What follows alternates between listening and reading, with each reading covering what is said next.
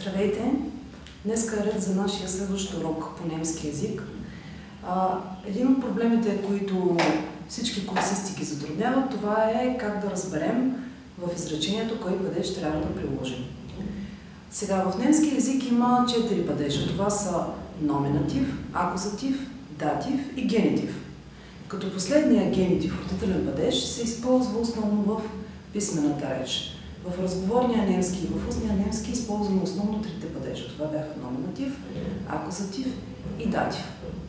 В немски език има два типа прилагане на падеж, така да се каже. Единият тип е когато трябва да определим каква част на изречението е дадена дума, а втория случай е когато имаме предлози. Когато имаме предлози, тогава важат малко по-различни правила.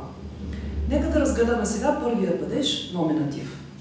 Номинатив изписваме ето така. Това е падежа на подлога.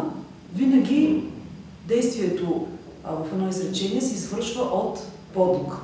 Може да бъде предмет, може да бъде и лице. Например, ако имаме изречението Er kauft eine Banane, той купува един банан, er kauft eine Banane, задаваме въпроса кой купува банан, кой върши действието в изречението. И отговорът ще бъде той. Той купува банан. Съответно, думичката er е в номинатив. Въпросът, който зададахме, беше wer, кой.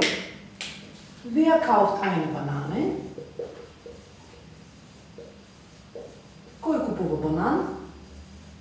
Краткият отговор ще бъде er. Тоест с помощта на въпроса wer открихме коя думичка е подлога в изречението. Ако обаче подлога не е човек, а е примерно предмет. Например, ако имаме думичката die Vase,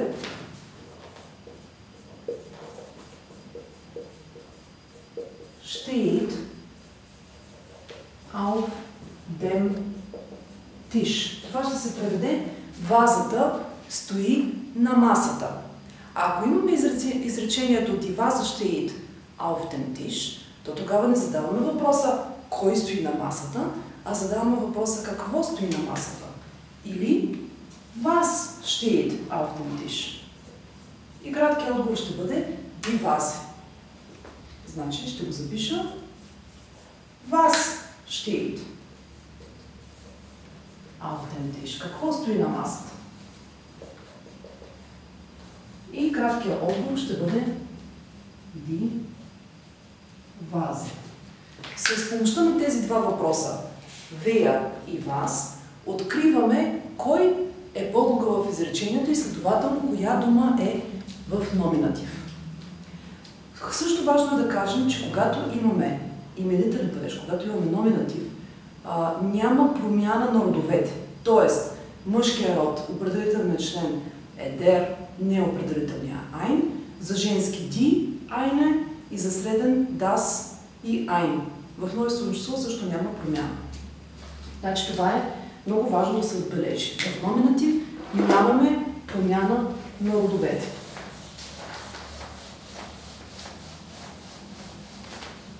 Има три глагола в немски език, които, когато ги видим в едно изречение, трябва да знаем, че винаги имаме номинатив. Това са глаголите sein, глагола съм, werden, ставам и heißen, казвам се. Защо след тях винаги следва винаги номинатив? Сега ще ви покажа. Например, ако използваме глагола съм и имаме изречение от типа Ich bin Lehrerin. Ich bin Lehrerin означава аз съм учителка. Кой е учител? Аз. Номинатив. Само, че и аз, и Lehrerin сме едно и също лице. Поради тази причина и в двете части на изречението ще имаме номинатив. По същия начин, ако имаме изречението, например, Er wird Pilot. Той ще стане пилот. Тогава кой ще стане пилот? Той. Номинатив. Но пилота също е едно и също лице с подлога за това също е в номинатив. И последен пример. Например, sie heißt Uta. Sie heißt Uta. Тя се казва Ута. Кой се казва Ута? Тя. Само, че Ута и тя е едно и също лице. Поради тази причина тук отново имаме именителен падеж.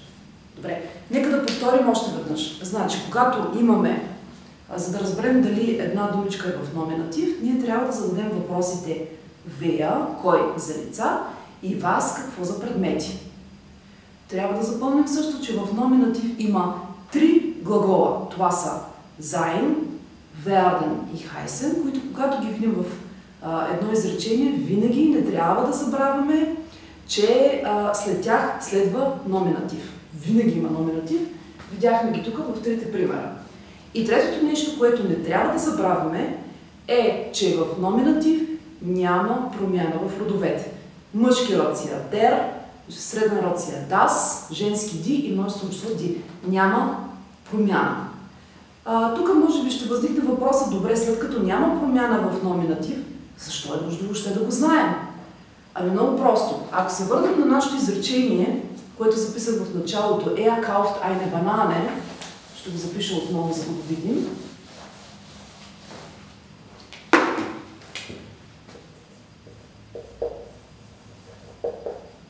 Връщам се на първото изречение. Открихме преди малко, че е номинатив, защото зададахме въпроса кой купува банан? Wer kauft eine Banane? Открихме, че е вършител и съответно е в номинатив.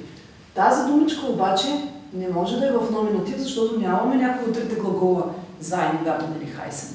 И съответно тук ще зададем и друг въпрос. Какво купува той? Какво купува? И съответно, когато имаме какво купува и не е подлог, на български го наричаме пряко допълнение, то тогава то стои в винителен падеж или в акузатив. Аз сега ще го изпиша цялото наименование на падежа, за да го видите как е. Ето така се изписва. Акузатив. Значи, акузатива е всъщност падежа на прякото допълнение. В нашия случай eine Banane се явява пряко допълнение. Ще напиша целият въпрос. Was kauft? Was kauft? Какво купува той? Краткият отговор ще бъде eine Banane. Това всъщност ни се явява пряко допълнение в акузатив. На немски го наричат и акузатив обект. Да видим, ако имаме друга думичка. Например, вместо той купува, да имаме примерно той познава жената. Ще стане kennt die Frau. Пак задаваме същите въпроси. Първо задължително откриваме коя дума е подлог в изречението. Wer kennt die Frau? Кой познава жената? Той е. И сега тук какъв въпрос ще зададем? Няма да е въпроса какво познава той, а въпросът ще е кого познава той. На немски въпросът кого е when. И съответно жената също е в акузатив, само че вече имаме лице, а не предмет. И затова е въпросът друг. Въпросителната дума. Да видим как ще стане. Въпросът ще бъде Wer kennt er? Кого познава той? Wer kennt er? Кратък отговор. Eine Frau или die Frau. И сега всъщност открихме двата въпроса, които се задават да се открива акузатива. Това са въпросите вас за предмети и when, кого за лица. Сега, от тези примери виждаме, че всъщност какво значение има коя дума е в номинатив и коя е в акузатив. Всъщност, на пръв поглед няма значение. Обаче, в акузатив, в този падеж има една особеност. И тя е, че мъжкият род от der се превръща в den. Тоест, когато имаме думи в мъжки род и те са в акузатив, те ще претърпят промяна. Тоест, ако се върнем тук на нашето изречение kennt die Frau и вместо kennt die Frau запишем дума, която е в мъжки род, то тогава ще имаме, примерно, ако искаме да кажем, той познава мъжа, тогава ще стане kennt den ман. Забележете, от дер се превръща в ден. Добре, хайде още веднъж да повторим. Значи, акузатив е падежа на прякото допълнение. Ако прякото допълнение е лице, като тук в случая, задаваме въпроса вас. Was kauft ihr eine Banane? Ако прякото допълнение е човек, тогава задаваме въпроса кого? Вен. И съответно тук въпросът ще стане Вен kennt er? Кого познава той? Изключение. Когато имаме думи в мъжки род, те се променят в акузатив. И съответно, вместо die Frau, ако имаме думичката der Mann, тя ще стане den Mann. Нека да видим, освен определителния член, как се променят останалите членни думи. Основните членни думи. Да видим. Можем да кажем, че номинатив задължително трябва да се появи в едно изречение пълно, както акузатив също много често се появява. Да видим, значи, когато имаме за мъжки род der, това се превръща в den. Ein, неопределителен член, се превръща в einen.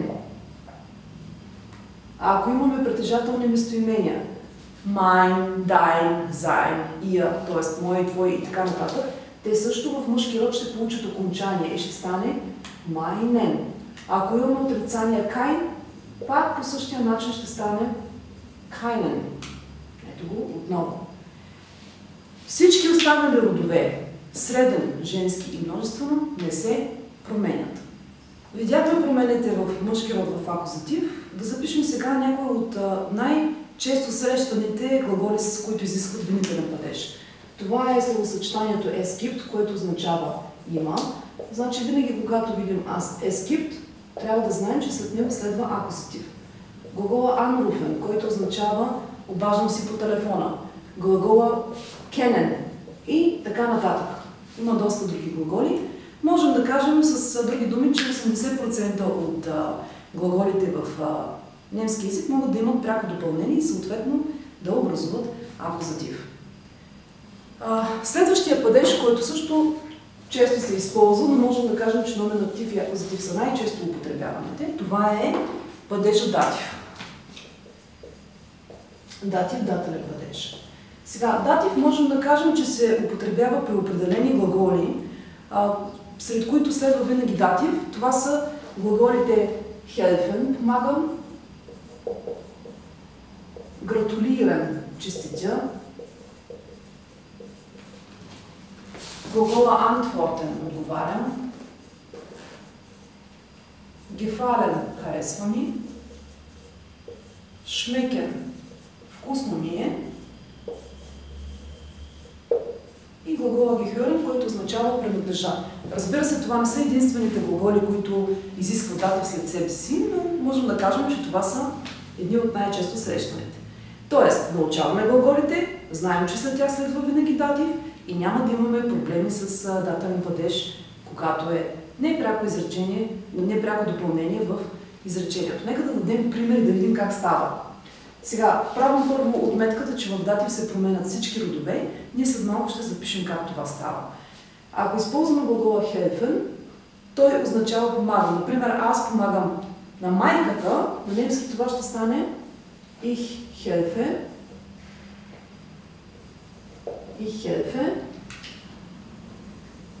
на майката, der Mutter, на майката. Сега на български ние слагаме предлога на. Аз помагам на майката. Ето тук в скобки ще го запиша. На майката. На немски обаче това на един вид се изразява не с предлог, а с помощта на директен датив. Тоест, der Mutter означава на майката. Това е в датив. Да видим още няколко примера. Например, ако имаме изречението секретарката честити на шефа рождения ден, то тогава това ще бъде die Sekretärin gratuliert dem Chef, на шефа, dem Chef, примерно zum Geburtstag, за рождения ден. Zum Geburtstag. И сега тук въпросът, който задаваме, и в двата случая е на кого чисти ти секретарката. Тоест въпросът за откриване на датив е, ето ще го запишем, вем на кого. И тук нашето изречение ще бъде, въпросът ще бъде вем гратулира ди секретарин zum Geburtstag, на кого чисти ти секретарката, dem шеф. Или вем helfe ich, или вем hilfst du, отговорът ще бъде der Mutter. По същия начин можем да дадем примери за следващите глаголи. Например, с antworten можем да запишем изречението, хайде малко ще го сместим тук, да речем той отговаря antwortet, например на детето. Тогава ще бъде antwortet dem Kind. Тук малко го сбутахме, това ще го махнем, за да ни не пречи. Antwortet dem Kind. Той отговаря на детето. Да видим с gefallen. Примерно, можем да кажем блузата ми харесва. На немски това ще стане die Bluse gefällt mir. Ето това е отново в датив. Сега, тези трите глагола малко са по-различни в немски език. Сега малко го сбутахме, затова ще изтрием горните примери. Махам ги. Значи тези три глагола, gefallen, schmecken и gehören, са малко обратни глаголи. Какво означава обратни глаголи? Казахме, че gefallen означава харесва ми. Обаче харесва ми, забележете, ако искаме да кажем, например, харесва ми къщата, в немски език ще стане das Haus gefällt mir. Като mir е в датив. Къщата се харесва на мен, т.е. къщата в случая е подлог в изречението. Или пък, ако искаме да кажем, че супата ми е вкусна или супата се ослажда на детето, то тогава ще стане die Suppe schmeckt dem Kind. И Kind ще е съответно в датив.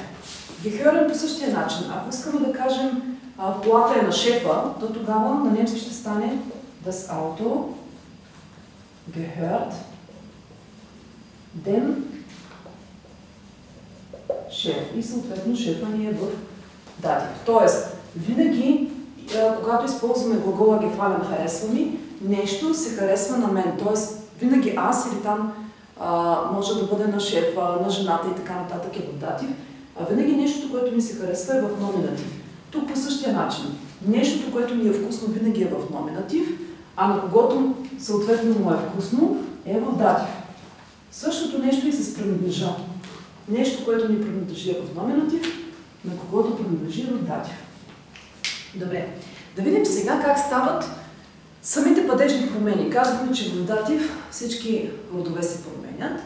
Да видим как това нещо се получава или какви са промените.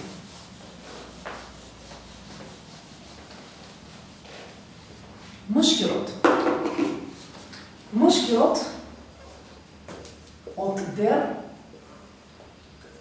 определително член става dem, т.е. получава навсякъде ем окончание. Забележете, въпросът за откриване на датив беше вем, който на български се превежда на кого. На кого.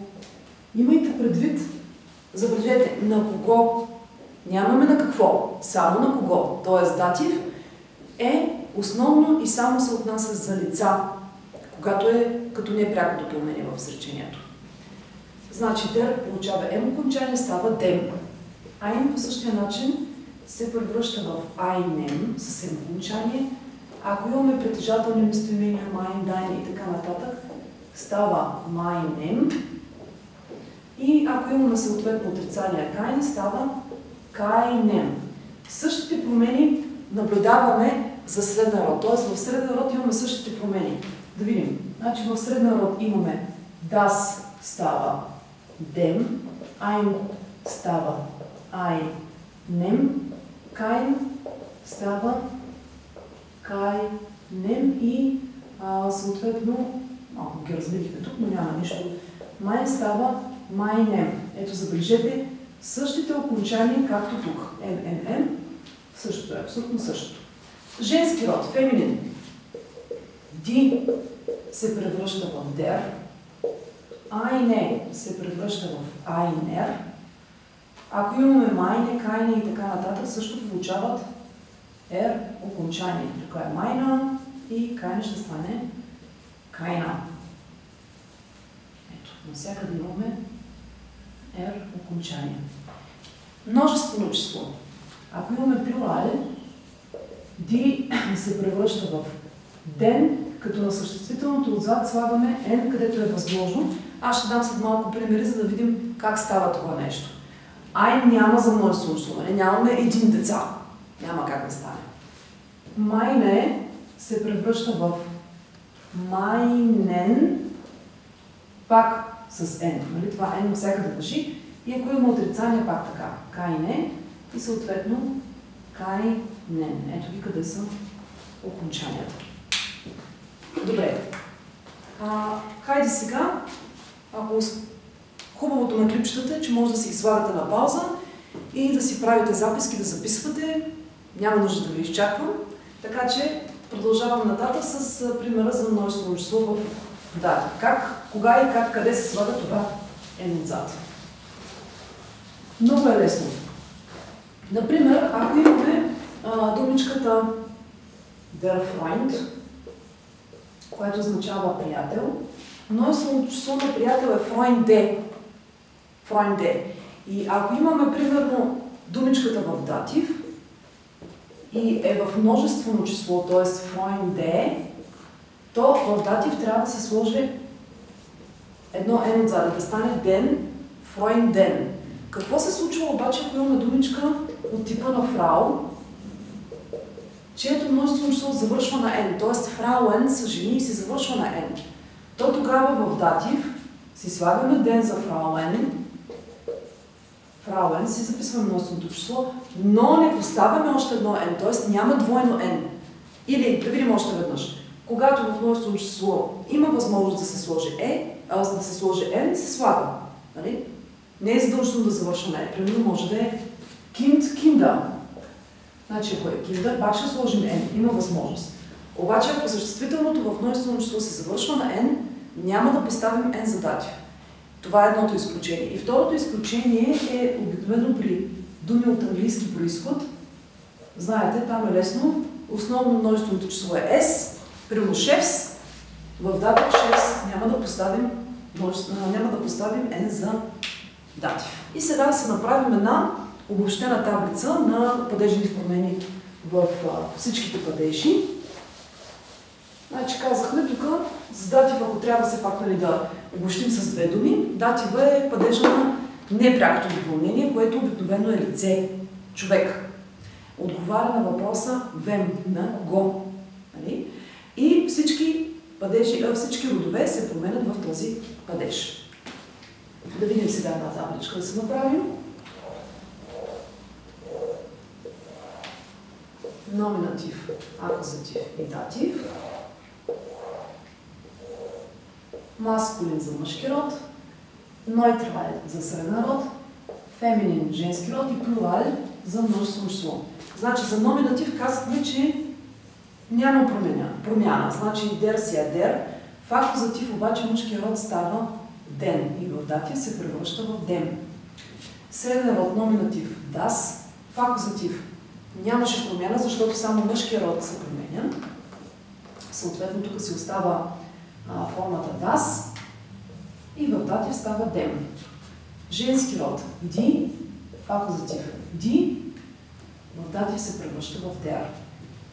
Множествено число ди, в акузатив не се променя множествено число, но в датив се променя и става ден плюс n.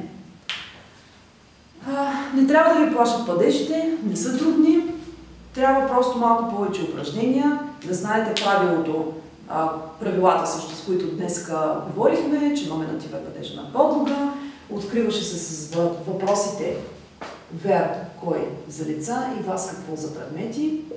Акузатив беше падежа на прякото допълнение, което се откриваше с въпросите вен, кого за лица и вас какво за предмети.